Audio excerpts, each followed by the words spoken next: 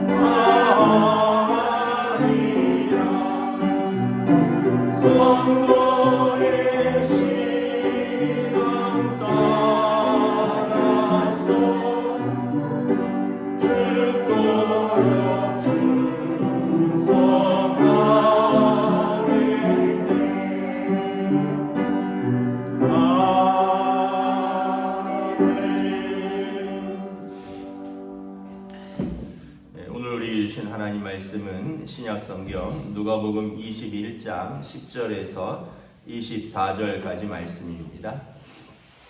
누가복음 21장 10절에서 24절까지 말씀입니다. 다 찾으신 줄 알고 저와 여러분들이 한 절씩 기도하도록 하겠습니다. 또 이르시되 민족이 민족을 나라가 나라를 대적하여 일어나겠고 곳곳에 큰 지진과 기근과 전염병이 있겠고 또 무서운 일과 하늘로부터 큰 징조들이 있으리라. 이 모든 일 전에 내 이름으로 말미암아 너희에게 손을 대어 박해하며 회당과 옥에 넘겨주며 임금들과 집권자들 앞에 끌어가려니와 이 일이 도리어 너희에게 증거가 되리라. 그러므로 너희는 변명할 것을 미리 궁리하지 않도록 명심하라. 내가 너희의 모든 대적이 능히 대항하거나 임박할 수 없는 불변과 지혜를 너희에게 주리라. 심지어 부모와 형제와 친척과 벗이 너희를 넘겨주어 너희 중에 몇을 죽이게 하겠고 또 너희가 내 이름으로 말미암아 모든 사람에게 미움을 받을 것이라. 너희 머리털 하나도 상하지 아니하리라. 너희의 인내로 너희 영혼을 얻으리라. 너희가 예루살렘이 군대들에게 에워싸이는 것을 보거든 그 멸망이 가까운 줄을 알라. 그때 유대에 있는 자들은 산으로 도망할 것이며 성내에 있는 자들은 나갈 것이며 촌에 있는 자들은 그리로 들어가지 말지어다.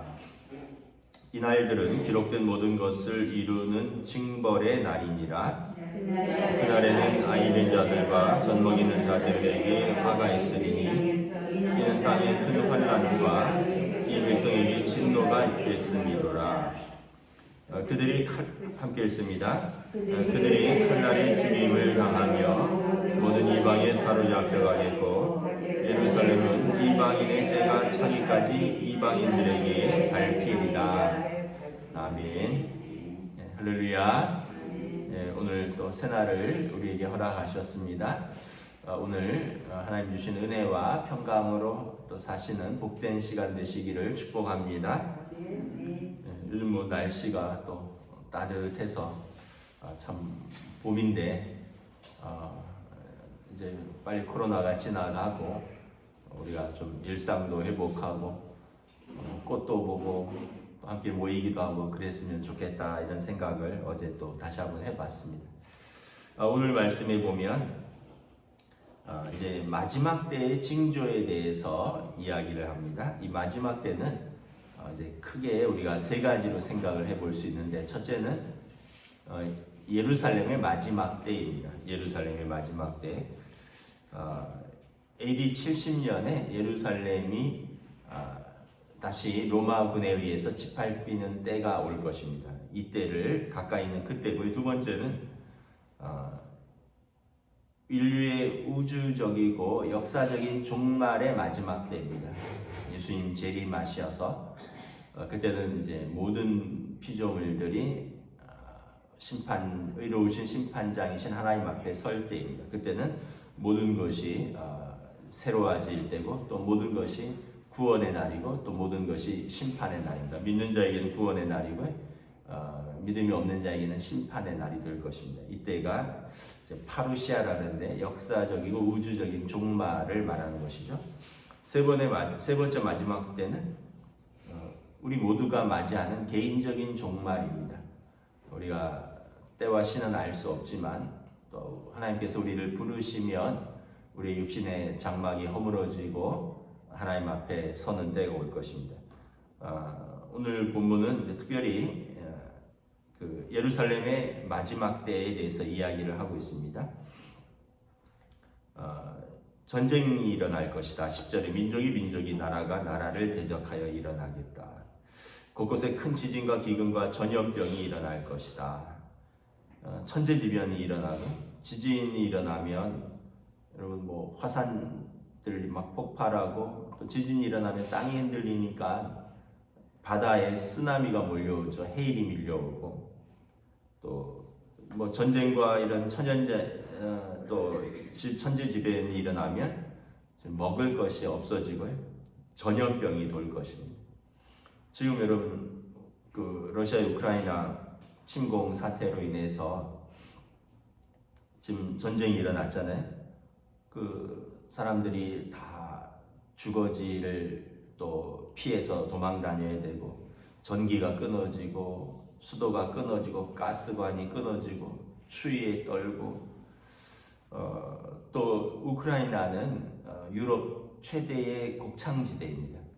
흑토라고 그러는데 땅이 검은색인데 이게 미국 북미의 곡창지대 또 유럽의 곡창지대에서 세계 3대 곡창지대 중에 하나입니다.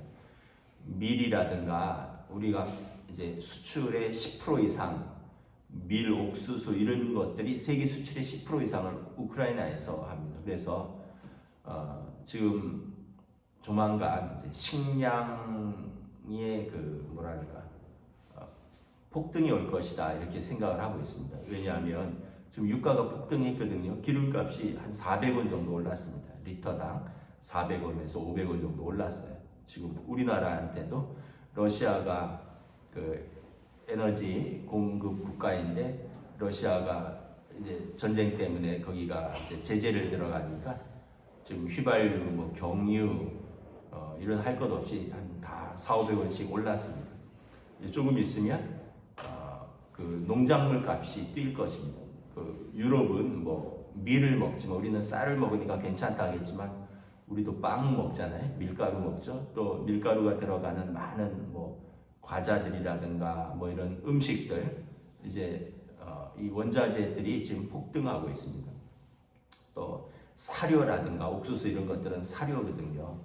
그러면 이런 원자재 값이 오르면 음식 값이 오르고 또 가축을 키울 때 비용이 더 들어가고 지금 전 세계적으로 지금은 다 연결돼 있어요. 어느 한쪽 지구 반대편에서 전쟁이 일어나서 우리랑은 관계없는 것 같지만 그렇지 않습니다. 당장 우리 생활의 물가가 오르고 우리나라는 농업 자족률이 40%밖에 되지 않습니다. 60%는 수입해 오고 있습니다. 그러니까 이제 우리나라도 이제 이런 막 인플레이션이라든가 원자재 값이 오른다라는 거죠. 여하튼 여러분 이제 막 전 세계 마지막 때의 징조들이 막 이런 것이라는 거죠. 민족들이 민족을 치고 나라가 나라를 대적하고 그러면서 곳곳에 지진과 해일과 쓰나미와 기근과 전염병 무서운 일들이 일어난다. 지금 여러분 전염병 때문에 우리가 3년째 지금 무서운 일들이죠. 이 모든 일에 대해서 또한 믿음에 대한 시험이 올 거다라는 것입니다. 내 이름으로 말미암아 너희에게 손을 대어 박해하며 회당과 옥에 넘겨주며 임금들과 집권자들에게 끌려가는 그런 일들이 있다라는 것입니다. 특별히 여러분 지금 뭐 이슬람권이라든가 또 이런 공산주의 국가 이런 데에서는 예배를 드린다거나 이럴 수가 없죠. 그러면은 어떻게 됩니까? 막 잡아가고 또 그래서 사람들이 믿음을 떠나고 재판에 서고 우리가 옥에 넘겨지고 임금들과 집권자들 앞에 끌려가는 일이 지금도 어떤 이념이 다르고 체제가 다르고 또 신앙이 다른 곳에서는 일어나는 일이다라는 것입니다. 그러나 이 일들이 우리에게 증거가 되리라. 우리에게 믿음이 있는가를 보여주는 증거가 된다라는 것입니다. 여러분 코로나로 인해서 많은 분들이 또 믿음을 떠났습니다. 많은 분들이 그냥 건강 때문에 염려하는 수준을 넘어서서 많은 분들이 믿음을 떠났어요. 이거는 뭐 한국 교회에 정식으로 보고되고 있는 일입니다. 각 교회들이 한국 교회가 우리 주변에서 그러나 이것이 우리에게 너희에게 증거가 되리라. 너희의 믿음의 증거가 된다라는 것입니다. 14절에 보면 너희는 변명할 것을 미리 궁리하지 않도록 명심하라. 너희의 모든 대적이 능히 대항하거나 변박할 수 없는 구변과 지혜를 너희에게 주리라. 이건 뭐 우리가 어떻게 뭐 준비하고 변명하고 뭐 머리 굴려서 이렇게 넘어갈 수 있는 일이 아니라는 것입니다. 그때 성령께서 우리로 하여금 이 어려움과 위기를 헤쳐나갈 수 있는 지혜를 주실 것을 믿고 기도하면서 준비해야 된다라는 것입니다. 16절부터 보면 부모와 형제와 친척과 벗이 너희를 넘겨주어 너희 중에 몇을 죽이게 하겠고 또 너희가 내 이름으로 말미암아 모든 사람에게 미움을 받을 것이나 너희 머리털 하나도 상하지 아니하리라. 사람들이 이제 상황이 어려워지면 그 투사라 그러는데 나의 어려움을 다른 사람에게 돌리기를 원합니다. 그래서 너 때문에 그렇다고 뭐 예전에 그런 말들도 있었잖아요. 집에 종교가 둘이면 집에 우환이 깃든다고. 뭐 네가 예수 믿어서 그렇다고. 또 뭐 요즘 같은 때는 아유 왜 교회 가냐 그러고 교회 가지 말라 그랬잖아요. 그래서 막 그 어른들한테 부모님들한테 젊은 분들이 건강 때문에 교회 가지 말라 그러고요. 또 부모님들은 어린 아이들한테 또 코로나 때문에 교회 가지 말라 그러고 그래서 지금 이렇게 우리 교단의 여러 가지 보고들을 보면 신앙생활을 혼자 하던 아이들은 거의 다 떨어졌습니다. 부모들이 뭐 안 보내요. 그냥 동네에서 친구 따라 교회 다니던 뭐 아동부 아이들, 학생부 아이들, 청년들, 부모들이 못 가게 합니다. 코로나 걸린다고. 또 젊은 자녀들이 연세 드신 부모님들에게 전화해서 이 코로나 상황에 어디를 다니느냐고 막 또 자녀들이 막 어른들한테 막 뭐라 그래서 또 어른들도 또 걱정도 되고 겁도 나고 자녀들이 또 염려하니까 또 가지도 못하고. 그리고 참 이 질병으로 말미암아 예수님을 믿는 자들이 어떤 면에서 보면 또 다른 시험을 당하고 믿음의 위기가 오고 또 교회가 어려움을 당하고 있다라는 거죠. 그러나 18절에 너희 머리털 하나도 상하지 아니라 히브리서라든가 시편에 보면 내가 너희를 버리지도 않고 떠나지도 아니하리라. 사람이 내게 어찌하랴. 사실은 그 두려움이란 것은 우리 모두에게 있는 것인데 믿음이 있는 사람에게는 오히려 여러분 두려움은 작아지는 거죠. 그 믿음이 없으니까 사람들이 더 어쩔 줄 몰라서 이거 해라, 이거 하지 말라, 여기 가라, 여기 가지 말라 이러는 거죠. 어떤 면에서 보면 하나님께서 우리와 함께 계신다. 하나님 우리를 지키신다. 내가 너희를 버리지도 아니하고 떠나지도 아니하리라. 사람이 내게 어찌하랴. 이 믿음을 가지는 것입니다. 너희의 인내로 너희의 영혼을 얻으리라. 여러분 이때 중요한 것은 무엇이냐 하면 인내입니다. 인내. 인내는 그냥 할 수 있는 게 인내가 아니에요. 인내는 그냥 참는 게 아니라 믿음이 있기 때문에 참는 겁니다. 하나님에 대한 믿음이 있기 때문에, 하나님 나라에 대한 소망이 있기 때문에 참고 견디는 것입니다. 하나님에 대한 사랑과 또 우리에게 주신 사람들에 대한 사랑이 있기 때문에 참고 견디는 거예요. 그래서 인내는 그냥 단순히 어떤 한 덕목이 아니라 믿음과 소망과 사랑이 있는 사람이 감당하는 것입니다. 하나님에 대한 믿음이 있기 때문에 인내하고요. 하나님 나라에 대한 소망이 있기 때문에 인내하고, 그리고 하나님에 대한 사랑과 또 내게 주신 사람들에 대한 사랑이 있기 때문에 우리가 그 사람에 대해서 참고 그리고 그 환경을 견디는 거죠. 믿음이 없으면 사람들이 내가 이걸 왜 해? 소망이 없고 절망적이면 아유 나 이걸 도저히 못하겠어. 사랑이 없으면 내가 저 사람에 대해서 왜 그걸 참아야 돼? 왜 내가 손해봐야 돼? 나 이제 더 이상 못하겠어. 이렇게 되는 거죠. 그래서 믿음과 소망과 사랑이 있는 사람이 인내의 사람이 되는 것이죠. 그래서 인내는 어떤 수동적인 성품인 것 같지만 그렇지 않습니다. 어쩔 수 없어서 참는 수동적인 게 아니라 믿음과 소망과 사랑이 있기 때문에 능동적인 것입니다. 적극적인 것입니다. 그래서 굳은 의지를 가지고 결실을 바라보면서 의도적으로 선택하고 의도적으로 견디는 아주 견고한 능력이 되는 것입니다. 그래서 고난이나 불의에 대해서 무너지지 않고 견디고 적극적으로 저항하는 것이죠. 이게 인내인 것입니다. 그래서 인내를 우리가 생각할 때 아이 별것 아닌 것처럼 그렇게 생각해서는 안 되는 거죠. 이것은 하나님 백성의 아주 좋은 성령의 열매이고 성품입니다. 믿음이 있기 때문에 인내하고 소망이 있기 때문에 견디고요. 사랑이 있기 때문에 참고 견디는 것입니다. 그래서 이것은 성도의 인내는 금보다도 귀하며 인내하는 자가 자신과 다른 사람의 영혼을 구원한다라는 것입니다. 20절부터 24절에 보면 예루살렘의 멸망에 대해서 이야기를 합니다. 예루살렘이 군대들에게 에워싸이는 것을 보거든 멸망이 가까운 줄 알라. AD 70년에 로마 티토 장군에 의해서 예루살렘이 무너지는 상황입니다. 그때는 유대에 있는 자들은 산으로 도망갈 것이며 성내에 있는 사람들은 나가라 성에서 촌에 있는 자들은 마을로 들어가지 말라. 그럼 전쟁 나면 산으로 도망해야 되고 성으로 들어가거나 마을로 들어가면 안 되죠. 그때는 살기 위해서 피해야 되는 것입니다. 이날들은 기록된 모든 것을 이루는 징벌의 날입니다. 이날에는 아이 뵌 자들과 젖 먹이는 자들에게 화가 있습니다. 여러분 이 전쟁 때 환란 때 아이들과 또 아이를 가진 여인들과 젖 먹이들 스스로 도망칠 수 없는 사람들 누군가를 돌보고 보살펴야 되는 사람들이 어려움이 있는 거죠. 칼날에 죽임을 당하고 이방에 사로잡혀 가겠고 예루살렘은 이방인의 때가 차기까지 이방인들에게 밟히리라. 예루살렘의 멸망을 예수님께서 예언하는 것입니다. 그래서 예수님께서 그 감람산에 올라서 예루살렘을 향하여 보시고 우셨다라고 말씀하셨습니다. 이제 예수님 때로부터 한 35년 정도 지나면 예루살렘의 멸망을 바라보시며 예수님께서 그 도시의 파괴와 이 멸망을 생각하면서 우셨습니다.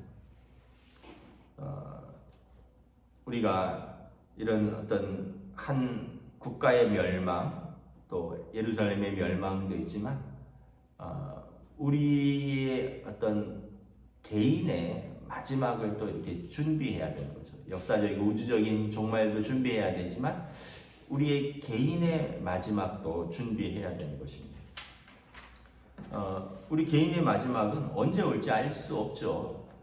연세 드셨다고 빨리 더 부름을 받을 가능성은 있지만 꼭 그렇지도 않고 젊은 사람들도 또 부르시면 가는 거죠. 그래서 우리는 어떻게 준비를 해야 될까? 무엇보다 믿음을 가지는 겁니다. 미래를 염려하는 것이 아니라 믿음을 가지고 그냥 오늘 현재를 믿음으로 사는 것이 여러분 미래를 준비하는 것입니다. 뭐 미래를 준비하려고 특별히 뭘 할 게 없어요. 예수님께서도 그때 무슨 준비를 할 필요 없다 그랬잖아요. 너희에게 성령으로서 지혜를 주시겠다 말씀하셨잖아요. 현재를 믿음으로 살아가면 되는 것입니다. 마지막 때 어떻게 될까 막 염려하고 두려워할 것이 없어요. 그냥 현재를 지금을 믿음으로 사는 것입니다. 여러분 지금의 모습이 우리의 미래를 결정하는 거예요. 지금은 뭐 대충 살고 지금은 아무렇게나 살고 지금은 믿음 없이 살다가 마지막 때 하나님 나라가 주어질 것이라는 것은 마치 그 시험 때 공부 안 하다가 운 좋게 시험 통과하기를 바라는 학생들하고 똑같아요. 그 부모들이 뭐라 그럴까? 유행을 바라지 말아라. 네가 뿌린 대로 거둔다. 너 그렇게 공부 안 해서 어떻게 시험을 치려고 하느냐. 부모님들이 막 그러잖아요. 똑같은 거예요. 성경에서 말씀하고 있는 거예요. 지금을 믿음으로 살아라. 지금 믿음으로 살지 않고 지금 너 마음대로 살고 지금 당신 좋은 대로 살고 지금 죄악 가운데 살다가 마지막에 하나님 나라를 그냥 가려고 그거는 시험 공부 하나도 안 하고 뺑뺑이 놀다가 시험 통과하겠다고 하는 어떻게 보면 요행을 바라는 학생하고 똑같다는 거죠. 그래서 여러분 미래에 대한 관심을 너무 가질 필요 없이 그냥 지금을 예배자로 지금을 믿음으로 지금을 여러분 내가 지금 주어진 시간을 사랑하고 또 누리고 감사하고 사는 거예요. 그때가 오면 내가 예배하겠다. 그때가 오면 내가 즐거워하겠다. 그때가 오면 내가 감사하겠다. 지금 하면 되는 거예요. 지금 그때가 오면은 언제 감사할 때가 올까요? 지금 감사하고 지금 사랑하고 지금을 믿음으로 사는 거예요. 사람들이 그걸 잘 모르죠. 그래서 우리가 항상 후회하잖아요. 옛날로 돌아갈 수 있다면 정말 그때 내가 공부 한번 멋있게 해볼 텐데 옛날로 돌아갈 수 있다면 진짜 내가 진짜 아이들 한번 잘 키워볼 텐데 신혼으로 돌아가면 내가 그때 정말 한번 멋있게 사랑하면서 살아볼 텐데 그리고 다 지난 다음에 그때 왜 그렇게 살지 못했을까? 그때 아이들 왜 예뻐하지 못했을까? 그 신혼 때 왜 그렇게 싸웠을까? 그때 왜 그렇게 감사하지 못했을까? 뒤늦게 이렇게 후회한다는 거죠. 지금을 잘 사는 것이 미래를 준비하는 것입니다. 제 친구 중에 이제 요양원에서 근무하는 친구가 있어요. 그래서 이제 저랑 동갑인데 사회복지사 자격증도 있고 요양보호사 자격증도 있고 그래서 그 데이케어 센터에서 근무를 합니다. 데이케어 센터는 어른들이 이렇게 아침에 가서 8시에 오시는 분도 있고 9시에 오시는 분도 있고 10시에 오시는 분도 있고 일찍 오신 분은 3-4시에 가시기도 하고 늦게 오신 분은 6시에 가시기도 하고 이렇게 해서 그분들 돌봐드리고 그분들하고 이렇게 오락도 하고 프로그램도 가지고 간식도 나눠드리고 식사하시는 것도 좀 챙겨드리고 가시는 거 돌봐드리고 이러는 일인데 이 친구가 이제 한번 부부 동반으로 만나서 식사를 하는데 그런 이야기를 하더라고요. 야, 연세가 들면 다 어린아이가 된다. 애들이 된다는 거예요. 그래서 자기가 좀 안타까운 것은 두 개가 없대요. 감동이 없고 감사가 없다. 이런 이야기를 하더라고요. 좀 어른들이 한번 생각을 해 보셔야 될 것 같아요. 이제 거기 데이케어 센터에 오시는 분이 최소 70이고 최대 90 정도 되시는, 평균이 80쯤 되시는데 어른들은 두 개가 없대요. 감동이 없고 감사가 없대요. 그게 무슨 말이냐 했더니 뭘 해도 좋아 이런 게 별로 없대요. 뭐 내가 다 해봤는데 에휴 그거 또 하는 거야? 그리고 반응이 시원찮대요. 두 번째는 감사가 없대요. 그래갖고 이렇게 식사하고 막 간식 나눠주면 부른대요. 제 귤이 내 거보다 더 커. 그래갖고는 나도 큰 귤 줘. 그리고는 또 이렇게 불러서는 나는 왜 귤이 두 개고 저희는 세 개야? 막 이런다는 거예요. 세 개씩 나눠드릴 때 하나 드셨은 거예요. 아니면 하나를 주머니에 넣은 거예요.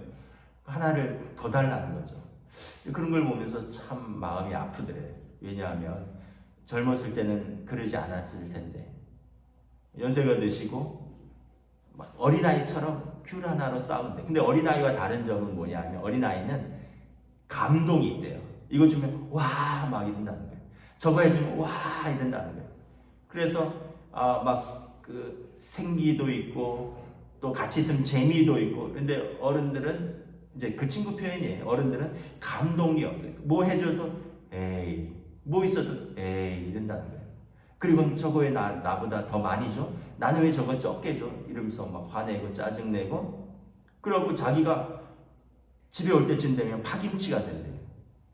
그러면서 야 여기 근무하니까 나도 제 나이인데 나도 한 70쯤 되는 것 같아. 퇴근해야지 내 나이로 돌아오는 것 같아. 막 이러는 거예요. 그러면서 그러는 거예요. 저보고 부모님들 같은 분들을 섬겨서 보람도 있지만 좀 안타깝다. 왜 감동이 다 사라졌을까? 왜 감사가 다 사라졌을까? 한번 어른들 한번 잘 생각해 보시기 바랍니다. 그래서 이게 어쩔 수 없긴 없는 것 같아요. 이미 다 살아오셨기 때문에 다 경험하셨기 때문에 감동이 없을 것 같기도 해요. 그리고 또 뭐 사실 그렇잖아요. 지금 뭐 이 나이에 무슨 가슴 뛰는 일들이 있겠습니까? 어른들 나이에. 근데 아이들 때는 막 그렇잖아요. 누구 만난다 그러면 막 설레고 소풍 간다 그러면 잠 못 이루고 그리고 막 초콜릿 하나 주면 고맙습니다 막 이러고 와 너무 맛있다 그러고 엄마 최고 막 그러고 아빠 최고 이러는데 이게 정말 어린아이들 또 젊은 사람들의 특징이거든요. 그래서 제가 우리 교회 어른들이 많은데 여러분 어른들 여러분들의 감정을 섭섭한 것만 표현하지 마시고 좋은 거를 많이 표현을 하시기를 부탁드립니다. 여러분들의 자녀들에게 서로 간에 에이 뭐 이렇게 예배가 길어 이렇게 마시고 야 일주일에 한 번 오는데 예배 더 길어서 좋았다 이렇게 말씀하실 수도 있고 집에 가서 애들이 하면 난 너네 때문에 섭섭하다 이러면 자꾸 섭섭하다 그러면 자녀들이 힘들어서 더 못 다가갑니다. 너네 때문에 좋다 고맙다 이래야지 자녀들이 우리 아빠 엄마가 나 때문에 기뻐하시는구나. 그래서 조금 더 뭔가를 가까이 할 수 있는 거죠. 여러분 참고하시기 바랍니다. 요양 데이케어 센터에 근무하는 직원의 제 친구의 말입니다. 그래서 여러분 오늘을 지혜롭게 사셔야 돼요. 오늘을 은혜로 사시는 거예요. 오늘을 감사로 사시는 거예요. 그래서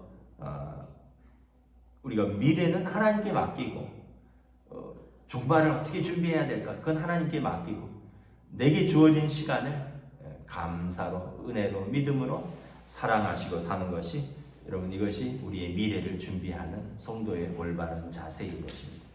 말씀을 마치겠습니다.